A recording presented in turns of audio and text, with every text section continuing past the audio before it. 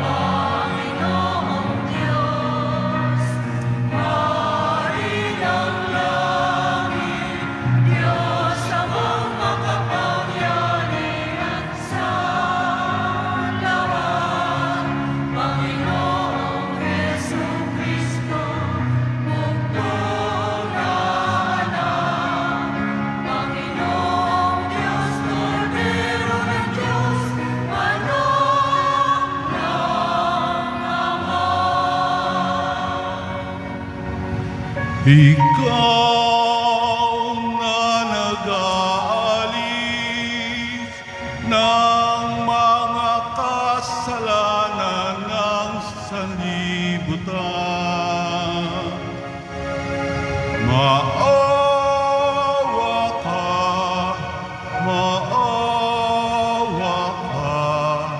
sa amin.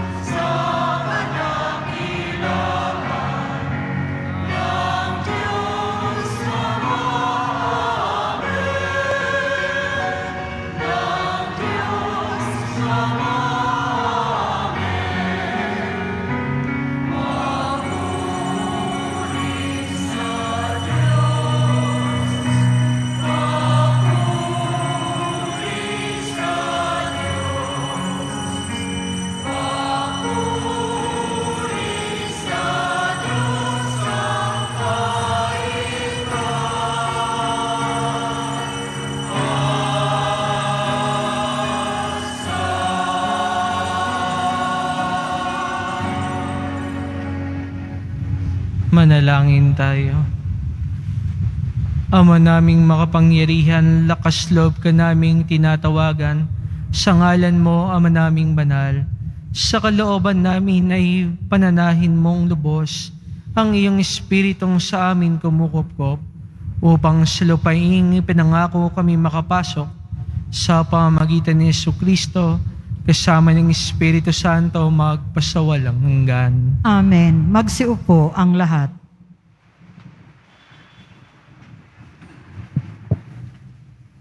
Pagbasa mula sa unang aklat ng mga hari. Noong mga araw na iyon, si Elias ay sumapit sa Horeb na bundok ng Diyos. Pumasok siya sa isang yungib at doon nagpalipas ng gabi. Walang ano-ano ay nagsalita sa kanya ang Panginoon. Lumabas ka at tumayo sa ibabaw ng bundok sa harapan ko.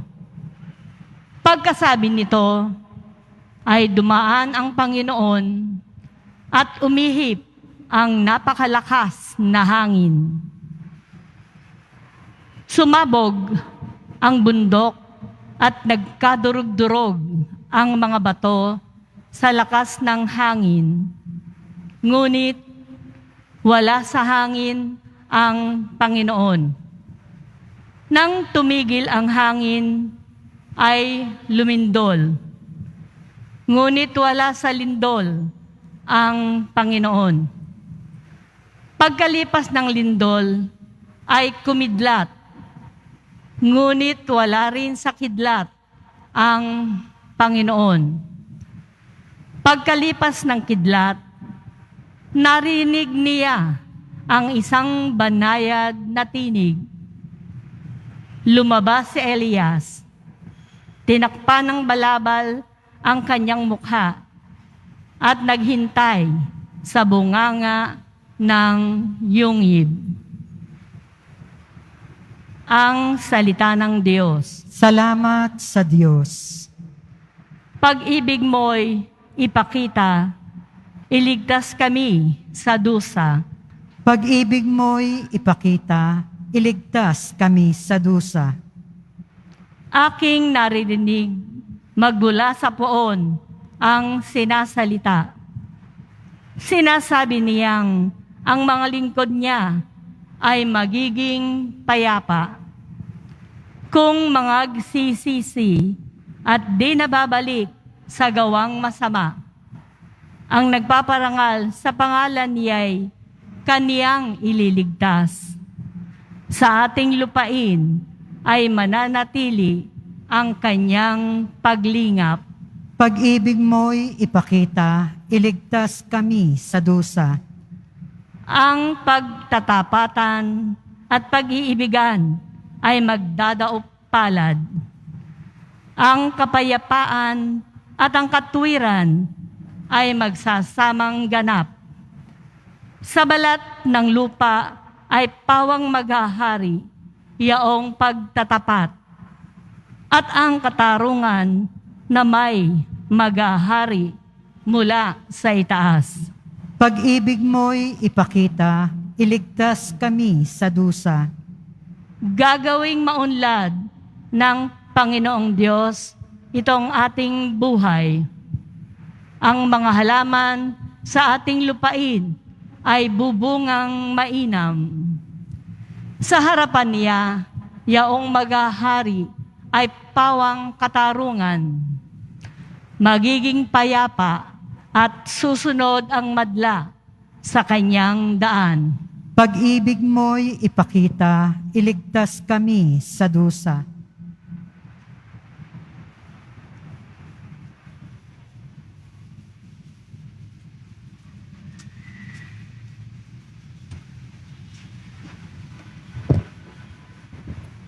Pagbasa mula sa sulat ni Apostol San Pablo sa mga taga-Roma. Mga kapatid, saksi ko si Kristo, na katotohanan ang sinasabi ko. Hindi ako nagsisinungaling. Saksi ko rin ng Espiritu Santo na malinis ang aking budi sa sasabihin kong ito sa inyo. Matindi ang aking kalungkutan at di mapapawi ang pagdaramdam ng aking puso tungkol sa aking mga kalahi at mga kababayan. Ano pat, mamatamisin kung ako'y sumpain at mawalay kay Kristo, alang-alang sa kanila. Sila'y mga Israelita at itinuring ng Diyos na mga anak niya. Nakita nila ang maliwanag na tanda na nagpapakilalang siya'y kasama nila. Sa kanila nakipagtipan ang Diyos. Sa kanila rin ibinigay ang kautusan, ang tunay na pagsamba at ang mga pangako. Sila'y nagmula sa mga patriarka at sa kanilang lahi nagmula ang Kristo nang siya'y maging tao. Diyos na kataas-taasan na pinapupurihan magpakailanman. Amen. Ang salita ng Diyos. Salamat sa Diyos. Magsitayo po ang lahat.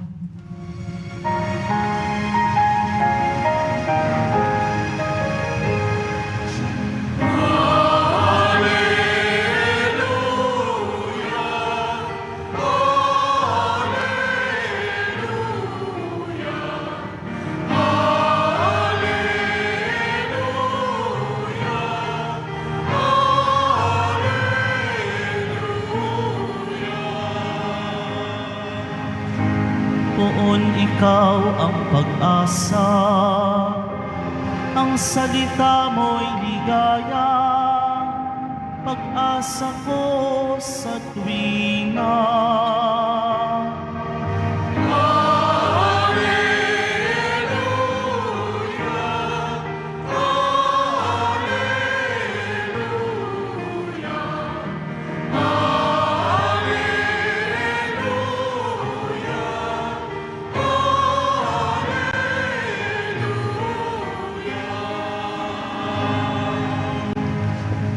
Sumainyo ang Panginoon. At sumaiyo rin. Ang mabuting balita ng Panginoon ayon kay San Mateo.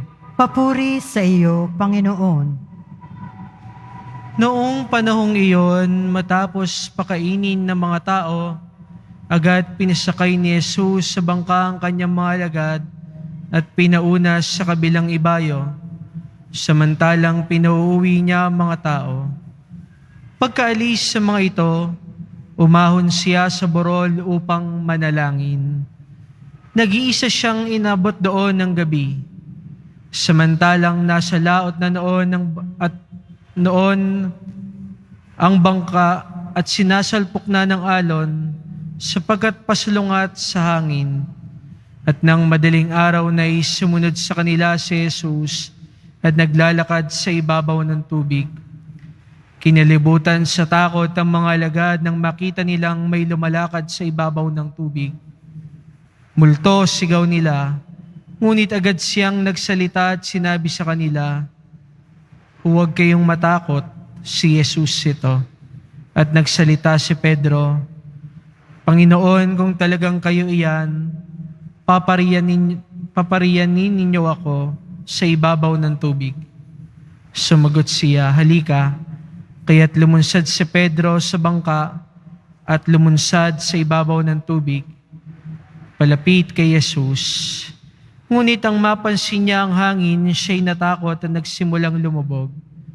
"Sagipin ninyo ako, Panginoon," sigaw niya. Agad siyang inabot ni Jesus. "Napakaliit ng iyong pananalig," sabi niya kay Pedro. "Bakit ka nag-alinlangan?" Pagkasakay nila sa bangka, tumigil ang hangin at sinamba siya ng mga nasa bangka. "Tunay na kayo ang anak ng Diyos," sabi nila. Ito ang mabuting balita ng Panginoon. Pinupuri ka namin, Panginoong Heso Kristo. Magsiupo ang lahat. Mga minamahal kong kapatid, tayo po ay nasa ikalawang araw na ng ating pagnunubina sa karangalan ng ating mahal na inang Birhen ng Buena Hora. At ngayon mga minamahal kong kapatid ay tayo po ay nasa ikalabing siyam na linggo na sa karaniwang panahon. At ngayon po ating pinagninilayan ang ating mabuting balita at mga pagbasa patungkol sa katapatan ng Diyos sa kabila ng ating maraming pagkatakot at alalahanin. Narinig po natin sa unang pagbasa sa unang aklat ng hari, mga minamahal kong kapatid, si Elias. At si Elias po ay nag-aalala sapagkat yung kanyang mga kalaban at yung mga tao kung saan siya isinugo ng Diyos ay hindi naniniwala sa kanya. Siya inuusig ng kanyang kalaban, si Jezebel, na asawa ni Haring Ahab. At siya inuusig dahil may itinuturo na iba patungkol sa ating Panginoong Diyos, samantalang sila'y sumasamba sa mga Diyos-Diyosan nung panahong iyon. Kaya nga, umahon siya sa bundok kung saan ng tipan ay ginawa, kung saan si Moses ay umakyat at doon hinanap niya ang Panginoon. Sa gitna ng kanyang pagtangging sumunod sa kalooban ng Diyos, narinig natin, ito po yung konteksto ng unang binasa, hindi po kasi buo. Ano po yung ginawa at pinatunayan ng Diyos kay Elias? Sa kabila ng tila, walang kasiguraduhan, sa kabila po ng maraming bagay na hindi magandang nangyari nung siya ay pumunta doon sa lugar kung saan siya isinugo, hindi niya kailangan mag-alala sapagkat Diyos ang bahala. At alam natin kung paano naging tapat ang Panginoon pagkatapos ng mga bersikulong ito, tapat sa Kanya at naipagpatuloy ang pagpapahayag ng salita ng Diyos. Sa ikalawang pagbasa, mga minamahal kong kapatid, narinig naman natin si Pablo sa kanyang sulat sa mga taga-Roma. Ano naman yung kanyang ikinaproprostrate doon? Ano yung kanyang inaalala? Si San Pablo po ay nagsasalita noon sa mga kanyang kababayan o sa kanyang mga kasama noon sa pananampalatayang Hudyo na tanggapin si Jesus bilang Mesiyas, bilang tanggapin ang pananampalatayang Kristiyano upang kanilang isapuso at tanggapin ng ating Panginoong Diyos. Alam niyo po hanggang ngayon ng mga Hudyo, hindi pa sila naniniwalang dumating na ang Mesiyas. Tayo po naniniwalang ang ating Panginoong Jesus ang Mesiyas. Kaya po ganun na lang yung frustration niya sapagkat hindi niya mapapaniwala sa kanyang pagsasalita at pagpapahayag yung mga kasama niyang Hudyo. Ano po yung kinakatakot nila? Ang problema po, yung kanyang pinagpapahayagan ay takot din. Takot na mawala yung posisyon sa kanila. Tulad ng nakita natin, na sa maraming pagkakataong pagtatagpo ng mga Pariseo at Skriba at Saduceo, alam nilang tama ang tinuturo ni Jesus, pero bakit hindi sila makasunod? Sapagkat takot silang iwan yung maakala nilang mas mahalaga. Takot silang gawin yung mga bagay na makakatulong sa kanilang makaunawa doon sa pananampalatayang ipinapahayag sa kanila. Dahil natatakot silang baka yung meron sila ay mawala. Kaya nga, yan ang dulot sa atin ng takot, mga minamahal kong kapatid. It paralyzes us. Yung takot, kapag tayo ay naunahan ng takot, yung dapat at marapat nating gawin, hindi na natin gagawin. O kaya naman mananahimik na lang tayo. O kaya naman yung dapat panindigan natin, hindi na natin paninindigan. Dalawa po yung pwede nating gawin kapag tayo ay natatakot. Alam ko po, marami sa inyo, nakita na to sa internet o narinig. Una daw po, ang pinakaunang tendency natin pag tayo natakot, through our instinct, ang gagawin natin, lalayo tayo. So ang ginagawa natin, we forget everything and run. So acronym po yun ng fear. No? Kinakalimutan natin ang lahat at tayo tumatakbo. We forget everything and run. Or forget everything and run. Diba? Prinsipyo ng isang natakot. Pero sa kabilang banda, mga minamahal kong kapatid, pwede din natin gawing fear, no? Or face everything and rise. Katulad po nung karanasan ni Apostol San Pedro doon sa ating mabuting balita. Natatakot sila dahil malakas yung hangin. Nasa gitna sila ng bagyo ng mga panahong iyon. Pero ano po yung ginawa ni Pedro nung makita niyang nandun si Jesus? Nakiusap siya, Panginoon, kung kayo nga po yan, papariyanin niyo po ako sa ibabaw ng tubig. May pagtitiwala na si Pedro sa Panginoon ng mga panahong iyon, kaya siya'y nakalakad. Pero dahil sa lakas ng hangin at sa lakas ng unos na kanilang pinagdaraanan ng mga panahong iyon, nag-alinlangan siya. At dito, nag-umpisa siyang lumubog. Di ba katulad din nung karanasan natin yan, mga minamahal kong kapatid? Sa gitna ng problema, talagang tumatawag tayo sa Panginoon, Panginoon, tulungan mo ko. Panginoon, manatili ka sa akin. Totoong nananatili at tinutulungan tayo ng Panginoon, pero minsan, nadi-discourage tayo. Pakiramdam natin, no, ang tagal-tagal tumugon ng Panginoon. Pakiramdam natin, hindi tayo sinasagot. Pero akala lang natin yun. Pero ang totoo, itong mga pinagdadaanan natin, pinalalakas na pala tayo. No? Itong mga pinagdadaanan natin, pinalalalim na pala yung ating pananampalataya sa Diyos. Kaso, nag-give up tayo. Pero mga minamahal kong kapatid, hindi dapat ito maging sagabal upang tayo ay manatili sa Diyos at patuloy na manalig sa Kanya. Kung tayo man ay minsang natakot at nasindak sa problema natin o sa ating pinagdaraanan, pwedeng-pwede pa rin na tayo bumalik sa ating Panginoon. Kaya nga po, yung ikalawang punto ng ating pagninilay ay nakatuon naman dun sa kalakasan ni Pedro. Sa lahat po ng mga alagad, si Pedro lang po yung nagtangkang lumapit sa ating Panginoon. At alam niyo po, napakaganda nung imaheng ito. Si Pedro yung pumunta sa ating Panginoon at siya lamang sa lahat ng mga alagad. Parang sinasabi sa atin, no, nung pagkakataong iyon, totoo naman nakakatakot talaga. Totoo naman na mahirap talagang itaya yung iyong buhay sa gitna ng panganib. Pero tignan niyo po, dahil naglakas loob si Pedrong umalis sa bangka, nakalakad siya sa tubig. Ganon din sa ating buhay. Kapag nandun tayo sa comfort zone natin, doon sa very comfortable tayo, doon sa bangka natin, hindi natin makikita yung potential natin. Kapag nanatili tayo doon sa lugar na walang problema at tayo'y komportable lang na nabubuhay, hindi natin makikita yung mas magandang bigay at regalo sa atin ng Diyos. Hindi natin mararanasan yung tunay na kaligayahan. Bakit? Kasi nagsettle na lang tayo sa pwede na. Nagsettle na lang tayo sa panaka-naka. Nagsettle na lang tayo dun sa okay na. Pwede na yan. Masaya na ako dito eh.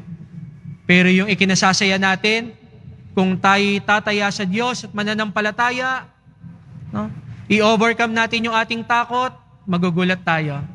Meron pa pala akong ikasasaya. Mas sasaya pa pala ako. Mas mapupulpil pa pala ako. Bakit? Kasi tumaya. Sa kabilang banda, mga minamahal kong kapatid, katulad ng karanasan ni San Pedro, lakasan natin yung ating loob. Tumaya tayo sa Diyos. Huwag tayong makontento doon sa mga bagay na komportable. Huwag tayong makontento sa mga bagay na makapag-iiwan sa atin doon sa isang komportableng buhay. Tulad ni Pedro, bagamat tayo'y natatakot at may pagkakataong tayo ay nagdududa sa Panginoon, manatili tayong nagtitiwala sa Kanyang mga paraan.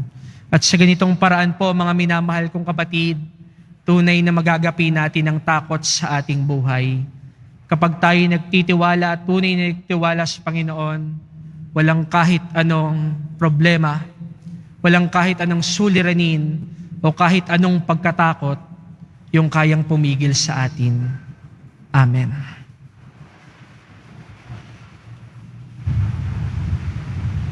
Magsitayo po ang lahat.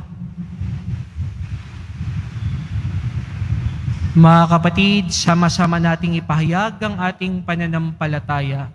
Sumasampalataya ako sa Diyos amang makapangyarihan sa lahat na may gawa ng langit at lupa. Sumasampalataya ako kay Hesu Kristo, iisang anak ng Diyos, Panginoon nating lahat. Nagkatawang tao siya lalang ng Espiritu Santo.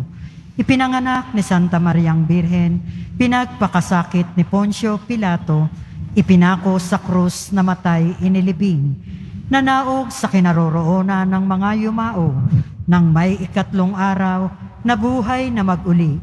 Umakyat sa langit, naluluklok sa kanan ng Diyos, amang makapangyarihan sa lahat. Doon magmumulat paririto at huhukom sa nangabubuhay at nangamatay na tao. Sumasampalataya naman ako sa Diyos Espiritu Santo, sa banal na simbahang Katolika, sa kasamahan ng mga banal, sa kapatawaran ng mga kasalanan, sa pagkabuhay na muli ng nangamatay na tao, at sa buhay na walang hanggan. Amen. Mga minamahal kong mga kapatid, karamay natin ang Diyos sa bawat oras at sa lahat ng pangyayari sa ating buhay. Dumulog tayo sa mahabaging Ama ng may buong pag-asa at pagtitiwala. Idalangin natin, Ama, tulungan mo kami. Ama, tulungan mo kami. Amang mapagligtas, sinagip ni Jesus ang iyong mga alagad sa gitna ng lawa. Patatagin mo ang simbahang naglalayag sa daigdig.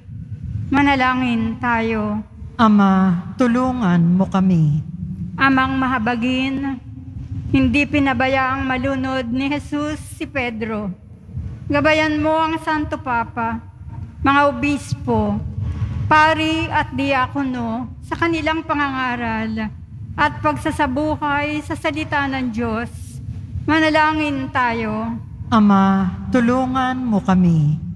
Amang mapagkalinga, turuan mo ang bawat namumuno sa pamahalaan upang makilala kanila sa gitna ng unos, kahirapan at iba pang mga pagsubok sa buhay.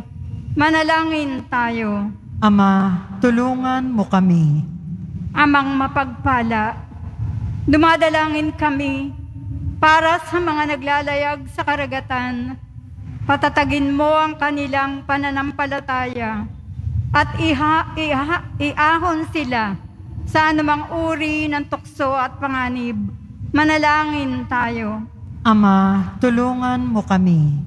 Amang lumilingap, dulutan mo ng ginhawa at paglaya ang mga kapwa naming may sakit, nagugutom at inaapi. Salubungin mo sa buhay na walang hanggan ang mga kapatid naming pumanaw. Manalangin tayo. Ama, tulungan mo kami. Sa ilang sandali ng katahimikan, ating ipanalangin ng iba pang mga pangangailangan ng ating pamayanan, pati na rin ang ating pansariling kahilingan.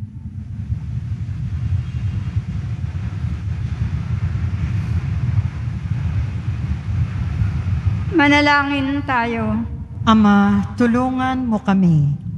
Dakilang Ama, sa gitna ng mga unos ng buhay, sa iyo kami kumakapit tulad ni Pedro. Sagipin at tulungan mo kaming maging mga tapat na tagasunod ng iyong anak. Hiniling namin to sa pamagitan ni Jesucristo na nabubuhay naghahari kasama mo, magpasawalang hanggan. Amen. Magsiupo ang lahat.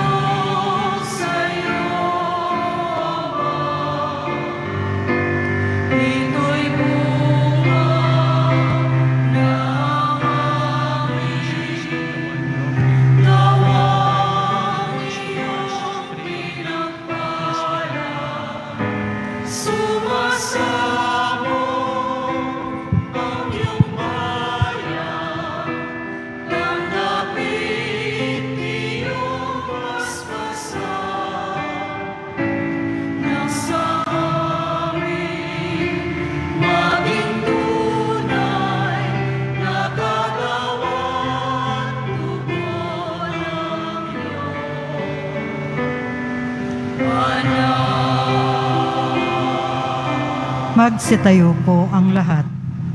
Manalangin kayo mga kapatid upang ang paghahain natin ay kalugdan ng Diyos sa mga makapangyarihan. Tanggapin nawa ng Panginoon itong paghahain sa iyong mga kamay, sa kapurihan niya at karangalan sa ating kapakinabangan at sa buong sambayanan niyang banal. Ama naming lumikha, kalugdan mo mga alay ng iyong sambayanan, ang pinagmagandang loob mong ibigay sa amin upang maihain, ay siya nawang gumanap ng iyong ginagawa upang kami tubusin. Sa pamamagitan ni Jesucristo, kasama ng Espiritu Santo, magpasawalang hanggan. Amen. Sumainyo ang Panginoon. At sumaiyo rin, Itaas sa Diyos ang inyong puso at diwa. itinaas na namin sa Panginoon. Pasalamatan natin ng Panginoong ating Diyos. Marapat na siya ay pasalamatan. Ama naming makapangyarihan, tunay nga marapat na ikaw ay aming pasalamatan sa pamagitan ni Jesucristo na aming Panginoon. Sa dakilang pagtubos niya sa amin, ang kasalanan at kamatayan aming pasanin, ay binalikat niya upang kami palayain at maitampok sa iyong liningning. Siya ang nagtangal sa amin bilang liping hinirang, pari at haring lingkod sa iyong kamahalan. Mula sa kadiliman kami iyong liwanag, bilang iyong angkang may tungkuling maglahad ng iyong dakilang pag-ibig sa lahat. Kaya kaisa na mga anghel ang sisiawit ng papuri sa iyo, nang walang humpay sa kalangitan, kami nagbubunyi sa iyong kadakilaan.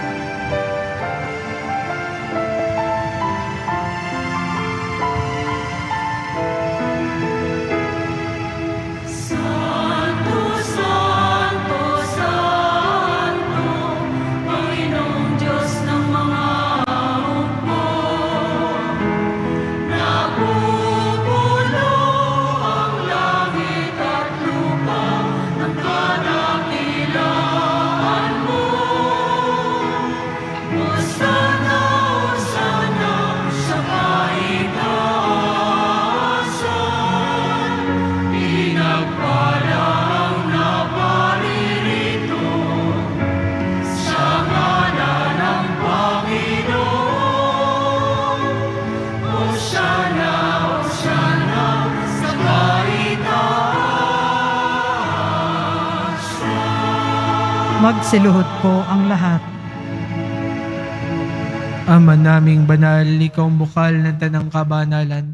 Kaya't sa pamagitan ng Espiritu, gawin mong banal ang mga kaloob na ito, upang para sa amin maging katawan at dugo ng aming Panginoong Jesucristo. Bago niya pinagtiis ang kusang loob na maging handog, hinawakan niyang tinapay, pinasalamatan kaniya, pinaghati-hati niya iyon, iniabot sa kanyang malagad at sinabi, tanggapin niyong lahat ito at kanin. Ito ang aking katawan na ihahandog para sa inyo.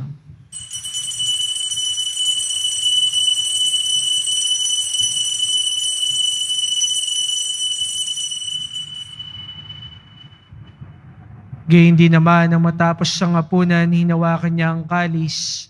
Muli kanyang pinasalamatan. Iniabot niya ang kalis sa kanyang malagad at sinabi, tanggapin niyong lahat ito at inumin. Ito ang kalis ng aking dugo, ng bago at walang hanggang tipan. Ang aking dugo na ibubuhos para sa inyo at para sa lahat, sa ikapagpapatawad ng mga kasalanan.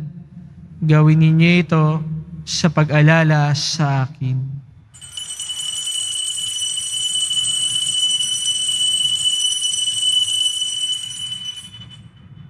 Magsitayo po ang lahat. Ipagbunyi natin ang misteryo ng pananampalataya. Si Kristo'y namatay, si Kristo'y nabuhay, si Kristo'y babalik sa wakas ng panahon. Ama, ginagawa namin ngayon ang pag-alala sa pagkamatay at muling pagkabuhay ng iyong anak, kaya iniaalay namin sa iyo ang tinapay na nagbibigay buhay at ang kalis na kakaloob ng kaligtasan. Kami nagpapasalamat dahil kami yung minarapat na tumayo sa harap mo para maglingkod sa iyo. isinasamo namin kami magkasalo-salo sa katawan at dugo ni Kristo ay mabuklod sa pagkakaisa sa pamamagitan ng Espiritu Santo. Ama, lingapin mo yung simbahang laganap sa buong daigdig. Puspusin mo kami sa pag-ibig kaysa ni Francisco na aming Papa at ni Jose na aming Obispo at ng Tanang Kaparian. Alalahanin mo rin mga kapatid naming nahimlay na may pag-asang sila'y muling maubuhay, gayon din ang lahat ng mga pumanaw. Kawa mo sila at patuloyin sa iyong kaliwanagan. Kawaan mo at pagindapatin kaming lahat na makasalo sa iyong buhay na walang wakas. Kaysa na malabireng Maria, Ina ng Diyos, ng kabiyak ng puso niyang San Jose, kaysa ng mga apostol, ni San Juan Bautista at lahat ng mga banal, na namuhay dito sa daigdig ng kalugod-lugod sa iyo, maipagdiwang nawa namin ng pagpupuri sa ikararangal mo sa pamagitan ng iyong anak, na aming Panginoong Jesucristo. Sa pamamagitan ni Kristo, kasama niya at sa Kanya, ang lahat ng parangal at papuri sa iyo, Diyos sa mga makapangyarihan, kasama ng Espiritu Santo, magpasawalang hanggan.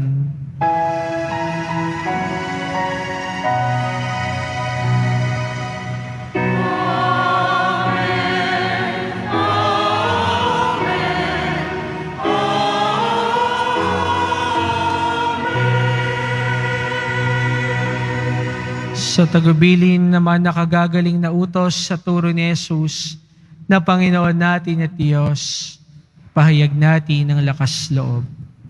Ama namin, sumasalangit ka, sambahin ang ngalan mo, mapasa amin ang kaharian mo, sundin ang loob mo dito sa lupa para nang sa langit. Bigyan mo kami ngayon ng aming kakanin sa araw-araw at patawarin mo kami sa aming mga sala para nang pagpapatawad namin sa nagkakasala sa amin. At huwag mo kaming ipahintulot sa tukso at iadya mo kami sa lahat ng masama. Hinihiling namin kami Diyos lahat ng masama, pagkalooban ng kapayapaan araw-araw, iligtas sa kasalanan at ilayos lahat ng kapahamakan, samantalang aming pinananibigan ang dakilang araw ng pagpapahayag ng tagapagligtas naming si Jesucristo. Sapagkat iyo ang kaharian at ang kapangyarihan at ang kapurihan magpakailanman. Amen. Panginoong Jesucristo, sinabi mo sa iyong mga apostol, kapayapaan ang iniiwan ko sa inyo, ang aking kapayapaan ang ibinibigay ko sa inyo. Tungayan mo ang aming pananampalataya at huwag ang aming pagkakasala. Pagkalooban mo kami ng kapayapaan, pagkakaisa ayon sa iyong kalooban, kasama ng Espiritu Santo, magpasawalang hanggan. Amen. Ang kapayapaan ng Panginoon ay laging sumainyo. At sumaiyo rin. Magbigayan kayo ng kapayapaan sa isa't isa. Peace be with you. Sa pagwawasak Kordero ng Diyos na nag-aalis ng mga kasalanan ng sanlibutan, maawa ka sa amin. Kordero ng Diyos na nag-aalis ng mga kasalanan ng sanlibutan, maawa ka sa amin. Kordero ng Diyos na nag-aalis ng mga kasalanan ng sanlibutan, ipagkaloob mo sa amin ang kapayapaan. Magsiluhod po ang lahat.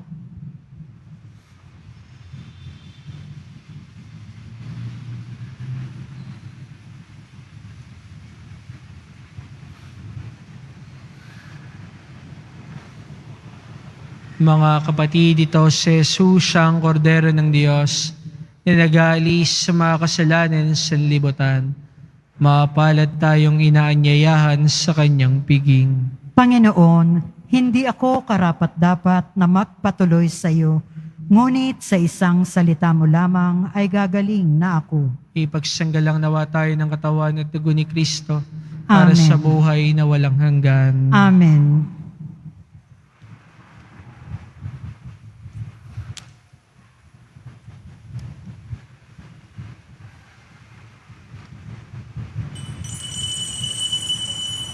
Para sa lahat ng tatanggap ng banal na komunyon, Sasagot po tayo ng amen pagkasabi ng pari o lay minister ng katawan ni Kristo at isubo agad sa bibig bago umalis sa harapan ng pari o lay minister. Sumunod po tayo. Maraming salamat po.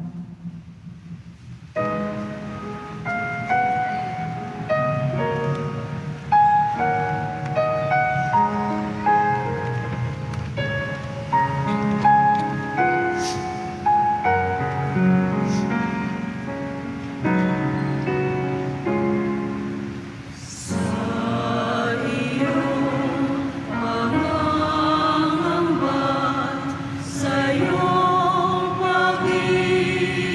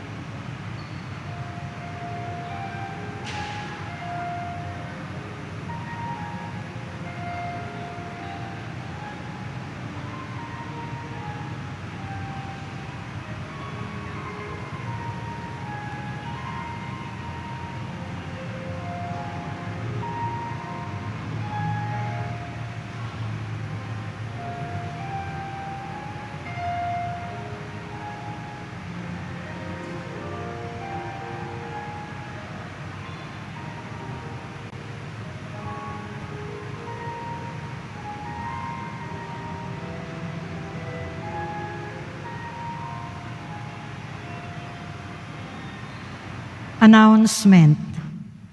Ang lahat po ay inaanyayahan, lalo na po ang mga ministry, HDN at Marian Group at mandated organizations ng ating simbahan sa darating na August 15, 2023, Martes. Dakilang kapistahan ng pag-akyat sa langit ng mahal na Birheng Maria at kaalinsabay nito ang kapistahan ng Nuestra Señora de la Buena Hora. Ang maringal na misa ay sa ganap na 12 ng tanghali at 5 ng hapon na susundan ng prosesyon. Makiisa po tayo. Pinagbibigay alam po sa lahat na ang pahalik sa likod ng altar ng imahe ng Poong Nazareno ay pansamantala munang isasara sa kadahilanan na magbibigay daan sa mga gagawing paglilinis at pagsasaayos ng paglalagyan ng imahen. Kaugnay nito, patuloy pa rin naman po ang pahalik sa imahen ng Nazareno sa Benedict Building sa Evangelista Street po ang pasukan. Mga paalala sa mga nagsisimba. Pagkatapos ng misa, wiwisikan po ang lahat ng banal na tubig. Pinakikiusapan ang lahat na manatili lamang muna sa inyong mga lugar. Tanging sa Quezon Boulevard o Plaza San Juan lamang ang labasan ng lahat. Sumunod po tayo. Maraming salamat po sa inyong pagdalaw at pagsisimba sa Basilica Minor at Pambansang Dambana ni Jesus Nazareno. Magsitayo po ang lahat. Manalangin tayo.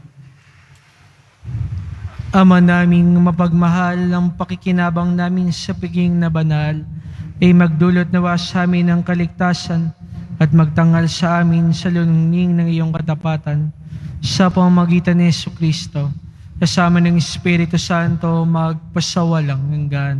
Amen. Sumainyo ang Panginoon. At sumaiyo rin. Mahal na pong Jesus Nazareno, inihayag mo sa pamamagitan ng krus ang walang maliw na pag-ibig ng Diyos sa sangkatauhan. Pakinggan mo ang kahilingan ng iyong angkang nagsusumamo sa iyo. Makamtan nawa nila ang inyong katugunan at tanggapin ang kasagutan ng may utang na loob na tinatanaw. Basbasan din po ninyo ang mga daladala nilang mga imahin at dasalan sa pamamagitan ng benisyon na ito.